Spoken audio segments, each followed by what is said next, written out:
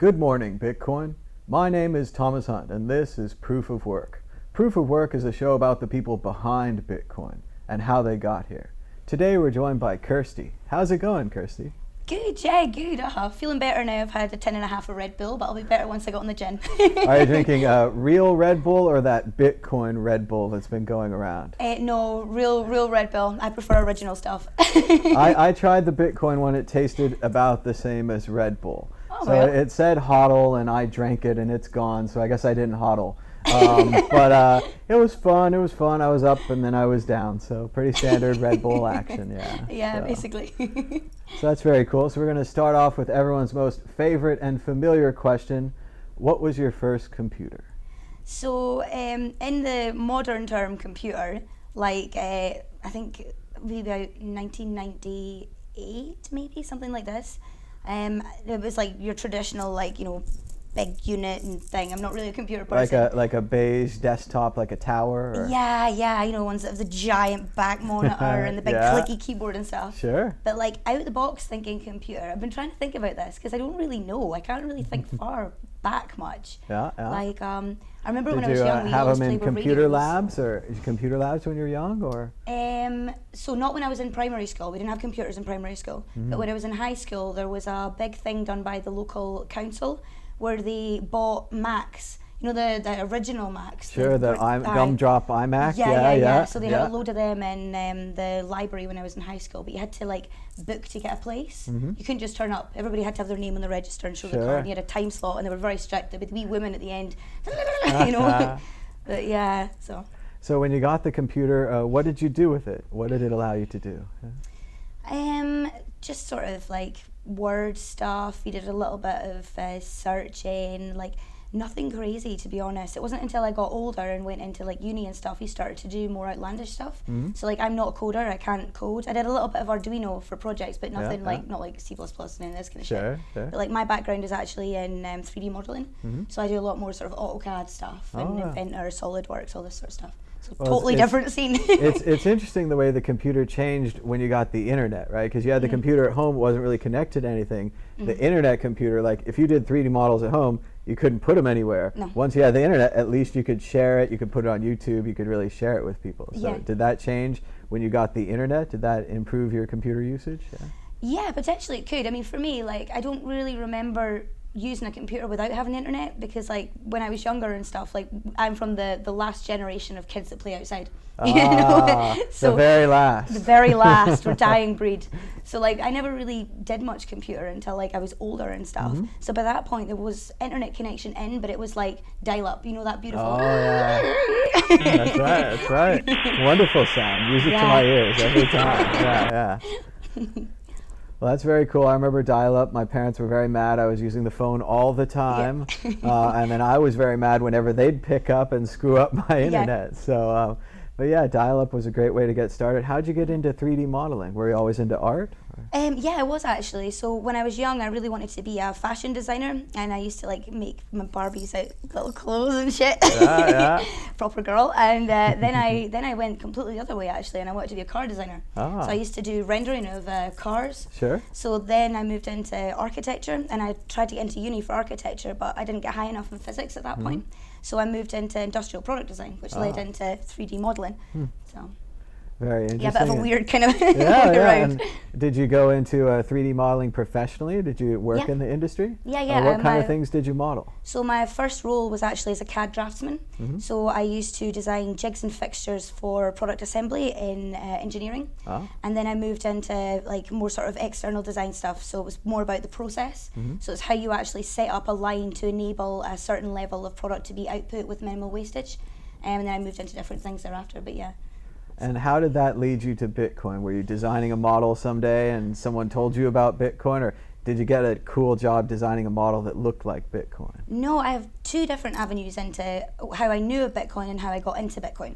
So how I knew of Bitcoin was like my best friend had been in Bitcoin for a very, very long time. And he told me years ago, he's like, oh, you need to do this, you need to do this. And I'm one of those reformed assholes. So I'm one of the ones that said, oh, that's a lot of shit. That's just digital money, la-di-da. God, I wish I had been less of a fanny. Yeah. So like in later life, a few years ago now, I started doing a lot of charity fundraising and stuff, and because I worked in military and engineering for like military products, so I was quite sort of stuck in this world of producing horrible stuff. And after I did a lot of charity stuff, I gained morality. I started to realize that actually my actions have implications on other people. And that's a tough one. No one wants to realize that. Isn't it better if we could be in a glass box and doesn't affect anything? Yeah. Exactly.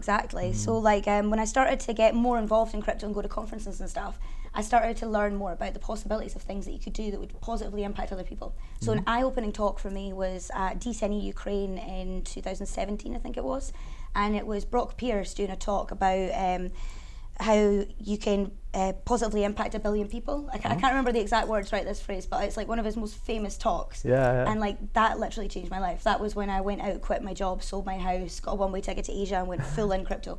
Wow. So you got a one-way ticket to Asia? Where'd you go? And why? So I went to where'd I go? Singapore. So that I could get the boat for the second blockchain cruise. That was the beginning of my trip. Nice. Yeah. And so you started going to more conferences to learn more about Bitcoin? Was that the route that you took? Yeah. So I think it was last year was my biggest one. I think I went to about over 30 conferences last year. Wow. Which for somebody that doesn't actually have a job in the space is pretty impressive. I know. Most people get paid to go to conferences. It's a very different thing to pay your own way. Yeah, I paid my own way. But I'm also really good at meeting people when I'm drunk, so I'm quite lucky that people say, do you know what, you're good crack, here's a ticket, come along. There you go.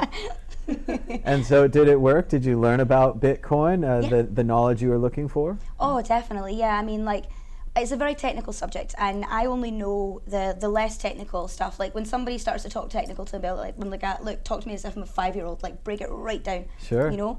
So like I know the basic functionality stuff, all that kind of stuff. I don't know the nitty-gritty detail, but for me the most important thing was learning about the opportunities that could be available and the impact that you could have on society or culture or any of these kind of things. I think that's the most fascinating thing about Bitcoin, is it's not like any other sector. So coming from military, I'm used to cold, formal, harsh, regulated, just ugh, you know, whereas in the Bitcoin space, it's so different. It's deliberately trying not to be like that, and I think that's really beautiful. So. Yeah, I was really excited to find Bitcoin. I'd looked at the world before and studied the history, and the Federal Reserve was a really big bank and I was really small, and I looked at how they funded both sides of the wars going back to Napoleon, and I just didn't know what I was going to do about that. I'd found the problem, and I was very pleased with my problem research was successful, but I had no solution. So I was doing Aikido at the time, and I was learning how a smaller person can flip a larger person. And then I found Bitcoin, and I was like, this is the thing we can use to flip the banks. And they don't see it, and no one thinks it's a threat. And of course I remember Star Wars, that, you know, a small stunt fighter shouldn't be a threat to our defense, and how great the Death Star was. And there we were in our little Bitcoin X-Wing, we're going to take down the Death Star. So and it's been like that ever since, and now we have lots more friends and lots more people in this, and different aspects and avenues, different rebellions, not my rebellion, but they're all working generally towards the same thing. They want something decentralized, something control-free, something more honest than the current system that doesn't seem to have any of those aspects. Oh, definitely. And even like there's a lot of people as well who could benefit just from the financial aspects. Like obviously I'm more interested in the social cultural aspects, but I have been trying to get my friends involved and my family involved in terms of, so in the UK, interest rates currently are 0.5%, which is fucking nothing. So I've been telling people, look, why don't you just buy a wee bit, like not much, just 50 quid, 100 quid, whatever you can afford, and like put it there instead of in your ISA, you know? Sure. Because, you know, there's so many different benefits you can gain from it, whether it be culture, value, finance, as you say, regulation free, blah, blah, blah. Anonymity, you know, all sorts. I'm always telling people the important skill is just to know how to use it. Like, I knew how to use email in 1995, and I didn't have anybody to email, and nobody was emailing me. But a few years later, everybody was on email, and there I was perfectly ready with the skills to use it. And it's the same thing. You don't have anybody to pay in Bitcoin now, and nobody's paying you. But if you get a wallet, you get it on your phone, on your computer, and you send it back and forth, and send it to a website, and send it back to your wallet, and just send it around and try it out. Later on, someone's going to come along and say, hey, you have to pay me in Bitcoin if you want this graphic design, or you have to get paid in Bitcoin if you want to work for me because I don't do anything else. and you'll be ready. You'll have the basic skills that you need to get that job or to get paid or whatever it is. So. Yeah, definitely. And it's a much easier way as well when you're dealing with people that work in different countries and stuff, because you no longer need to pay the fees to transfer the money from one currency to another. You can just send it. And quickly, it's there in clearly. 10 minutes. I mean, you're in the same chat conversation. You're like, I sent it. I got it. Like, it happens. You know, you don't have to be like tomorrow or 3 days later, or I forgot about it, or the credit card canceled it because I never spend money overseas and it was a weird transaction. It's a, no, there's no such thing as a weird transaction. You sent it, it's gone. That's it. No extra levels or steps. Yeah. Yep. So what are you doing now in Bitcoin? Are you going to continue going to conferences, or do you have anything that you're working on now? Well, kind of slightly. So I recently started a vlog on DTube called Crypto Flamingo with a K, because my name's Kirsty. So and so what I'm doing is I'm doing strategic analysis on companies, because like I decided while I was in employment, I self-funded my way through an MBA, but like I don't have the experience to actually get a job in it, because I'm a project manager and a CAD draftsman and all this stuff. Yeah. So like I've started to create an online portfolio to prove that I can actually do this job. Nice. But with that, it also means when I go to a conference, I can like not look as much of a fanny by saying I'm just here to get drunk. I'm actually doing something. Sure. Excellent. So yeah, I've been trying to do videos. I mean, the quality of them is a bit crap just now because I don't know how to edit videos, but they will get better. There you go.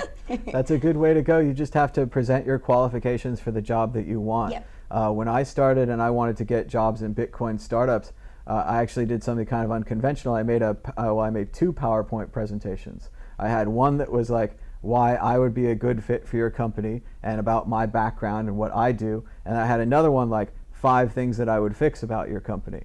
And they were really interested in the second one because I had taken the time to go to their website and I tried out the product and I looked for pain points and I tried to understand why people weren't using it. And I told them during the interview, I was like, if you're interested after this interview, I've prepared 2 presentations if you'd like to see them. And no one else was saying this. No one else was doing it. And you don't need a screen. You just open your laptop right there. You got the PowerPoint. And the fact that you did any work at all will blow a lot of people away. So I've been able to get several jobs like that maybe I didn't deserve, that I pulled off because I put extra work in and because I was willing to just present straightforward like what I was going to do and who I am. Yeah. And once they knew that, they were like, okay, we're going to give this a try. So. That's a very neat idea. I might steal that. Yeah. Well, it's freely available, and I think I stole it from someone else too. So it's very much there. But yeah, you have to have the balls to sit down and say, I'm going to open this computer and present to you like it's a big thing, and just, you don't even need a mouse. You can just click the keyboard forward and it just goes. And everybody has a laptop pretty much, so you can do it. It's very doable. So that's very cool. Where can people find out more about your work? Do you have a Twitter, anything you want them to follow or check out? The DTube would be good maybe? Yeah, so my DTube and YouTube channel have the same brand name, which is, as I said, Crypto Flamingo with a K. And yeah, I'm on Twitter, same thing, Crypto Flamingo, and generally you'll probably just find me near the bar. All right, well, thank you so much, Kirsty, for being on the show. Yeah, thank you very much. Thank you.